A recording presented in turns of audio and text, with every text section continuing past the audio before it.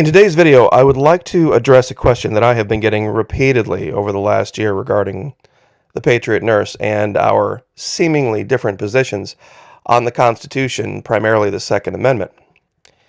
Recently, I had a viewer, the Everything Recovery Channel 37, comment, "What would Patriot Nurse say about your 2A position, LOL?" Well, the only response I can give to that is any man who bases his opinion on something because of how a woman might perceive it doesn't really understand what being a man is. But to address the point directly, she and I have exactly the same opinion on the importance of being armed and being well armed and being well trained.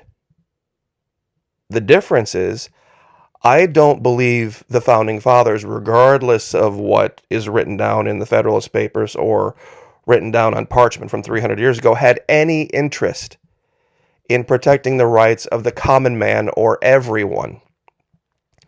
They had a specific group of people that they thought were a lot better than everyone else, and they wanted them to be able to arm themselves against other people who thought themselves better than everyone else.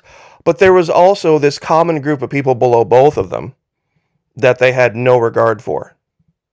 Case in point, in the late 1700s, women were property.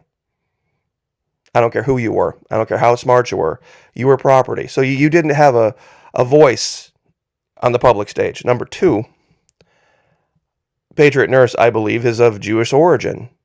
They were not welcome in the New World. They were pariah. And number three, Patriot Nurse is also, well, a nurse that practices alternative forms of medicine. In fact, in her latest video, she's talked about this new class that she's going to be teaching about herbs. At that time, it would have likely been seen as some form of witchery or sorcery, and she might have found herself standing before a judge at the time, having to answer for that. So that's the three strikes of the Founding Fathers and the men of the time, the culture and the era of the late 1700s and early 1800s. That's just historical fact, so I just don't believe that to be the case. Now, some say, well, Florida Maquis, if you don't believe that our country was ever great or that we ever had moral leaders, how do you explain us being so wildly successful? If not for the blessings of God, Rome was way, but comparing apples to apples, way more successful, way more wealthy than the United States has ever been. We're a flash in the pan. 1789 was the Constitution. It's already 2022. That's 230 years. And we're already in a state of complete moral and sociological decay that it's unrecoverable at this point. Rome lasted for 1,000 years. They hadn't even reached their pinnacle at 230 years. They ruled everything from Great Britain to the Persian Gulf. Literally. People paid, and they did it without levying income taxes. They didn't have an IRS. They ruled everything from Hadrian's Wall, which is basically Scotland, all the way through the Middle East, all the way down to the tip of the Persian Gulf, for 1,000 years. They were quite wealthy. Insanely wealthy, in fact. And, once again, no income taxes. They never had any income taxes. The four primary kinds of taxation in ancient Rome: cattle tax, land tax, which is basically property tax, customs, which is just trade, and a tax on the profits. You paid taxes on what was over and above, but not on your income. So the idea somehow that being wealthy and powerful makes you moral is just absolutely ridiculous. In fact, I used this image in another video. Whether it was this guy named George calling himself a king and his group of armed thugs wearing red jackets, or this other guy over here from Europe named George and his group of thugs wearing blue jackets, they were unanimous in the fact that these guys in the middle needed to be exterminated and got rid of. And to make it easier, they went to another continent, threw a whole bunch of other men in chains, and put them to work doing the hard work of actually creating food and creating society while they were doing that.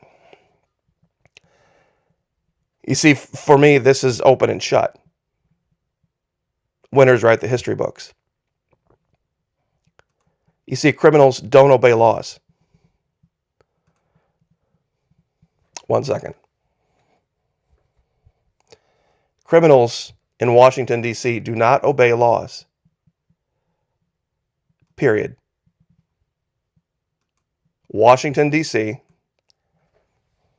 I'm not sure what's going on here, but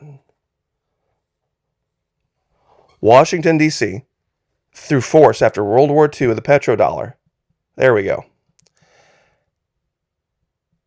has basically strong-armed the entire world into using our currency to buy oil. That's why the dollar has its power. That's why you and I are wealthy. That's why so much of the world exists only on $2 or $3 or $5 or $10, sometimes a week, sometimes a month. Seriously, that's the reason why. Big oil. Big oil and the force of a gun. It's not morality that has done this. And the worst part is they lie about it. You see, they behind the scenes control the drilling, the shipping, the storing, the refining, the buying, selling, trading, and taxing of oil, and then say that it's free market. We're not really in charge. That's not up to us. While at the same time persecuting Christians. You see, Venezuela at one time was our ally. Why? Because they were a Christian nation, a wealthy oil nation. And when they said enough's enough, we're not taking it anymore, Washington, D.C. used your dollars to destroy them. And here's the irony of all ironies that I think a lot of people hadn't thought of.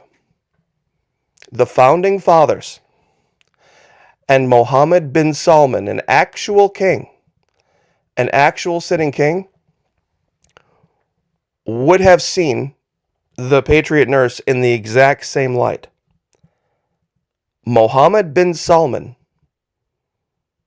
the prince, Saudi Arabia, actually, technically, de facto, he's the king. Technically, de jure, his father is still alive, but he's the acting king of Saudi Arabia. Would have seen the Patriot nurse in the same light.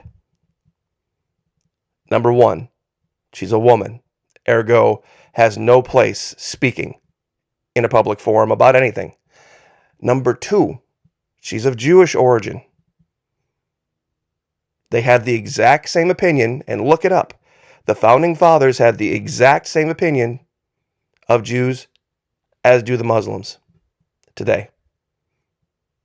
And number three, the idea of practicing alternative medicine with herbs in the New World in the 1700s or in the kingdom would likely be seen as witchery, sorcery, and be punishable. These are facts. So no, I don't have a real high opinion of the New World. And this is the video, by the way. What does it look like when the United States falls? Patriot Nurse, this is from about 6 months ago. I agree with her on 99% of things that we encounter, in whether it's in politics or in topics of the day. I have about a decade and a half of age on her. I'm probably a lot more cynical. But I'll leave with this. It terrifies me greatly that she is alone in Tennessee, being a woman of Jewish origin living by herself, because Tennessee is full of anti-Semites. And I've not directly, but counseled many people, come to Florida. It's a lot safer. It is definitely a lot safer. And I even see it down in my comment section. I should probably maybe take one video and let the anti-Semite army that hits my filters through so that you can see for yourself how many people would cause her harm that are supposedly patriots. I know it's a hard thing to accept the fact that men we have lionized and lifted up as heroes for so many years were not. But that's just the case. They had a very specific group of people that they were talking about. When they said freedom of religion, what they meant was freedom of denomination. That meant no Catholics, no Jews. You were free to be a Presbyterian. You were free to be a Pentecostal or a Baptist. But you were a Protestant. They hated the Catholics. They drove them into Canada. And the Jews were persona non grata. And that still sticks today in a lot of Appalachia. So I pray for her because I worry for her safety. I understand very clearly why she sleeps with a rifle. I don't, but different situation. But that doesn't mean that I have anything against guns whatsoever. Had my first one when I was 11, got plenty of them in the closet. Served in the military, and I know the importance of training, as does she. She talks about training all the time with weapons. So, I just wanted to clear the air. 1,000 miles away. But, with God, there is no distance. So, keep her in your prayers. Keep me in your prayers. Everyone have a wonderful week. God bless. Like, share, subscribe, and we'll see you guys next time.